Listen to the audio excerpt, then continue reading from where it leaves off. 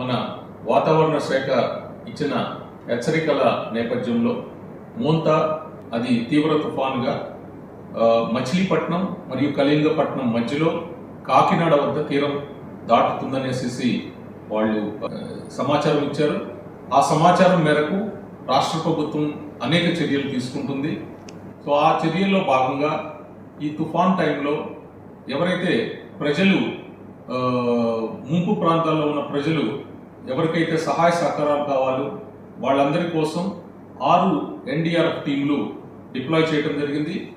అవి నెల్లూరు, కృష్ణా, వెస్ట్ గోదావరి, కోనసీమ, కాకినాడ మరియు శ్రీకాకుళం జిల్లాల్లో మా టీమ్స్ ఆల్రెడీ డిప్లాయ్ అయ్యి ఉన్నాయి.